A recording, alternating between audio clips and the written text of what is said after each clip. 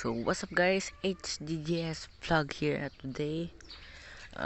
Ano bang update sa ating XRM125? At alam ko HDGS auto vlog dati, pero pinalitan ko ng HDGS vlog kasi puro motor na ang ginana natin. Gusto ko yung maging HDGS auto moto vlog pa, HDGS moto vlog, pero wala eh.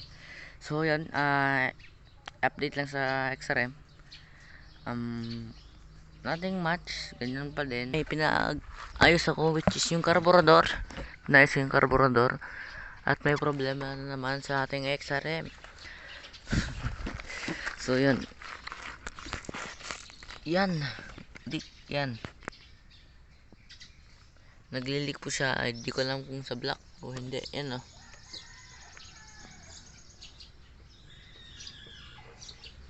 Sa starter ba ako sa black? Black kasi yan. Yun lang update. At then sa horn pala. So may kinabit akong busina, which Denso horn. Kinabit kong busina is Denso horn. Yung Denso horn is dito.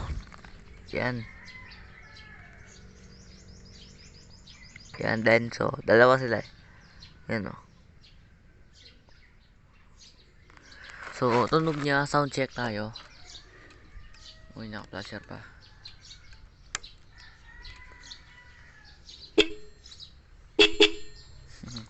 So yun, carburetor natin, ito,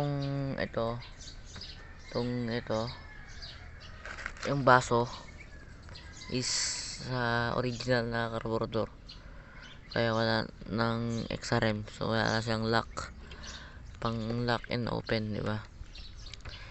Hindi ito, so goods naman, hindi siya nag-leak.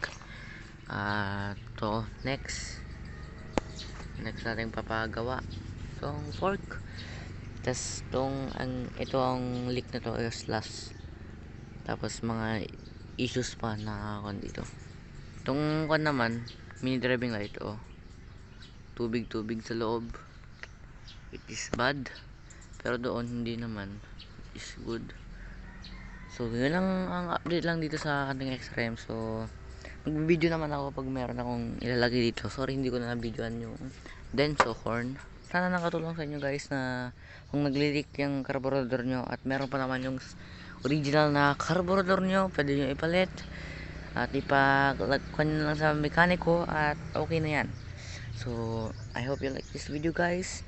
Leave a like, share, subscribe, and see you next time. Peace.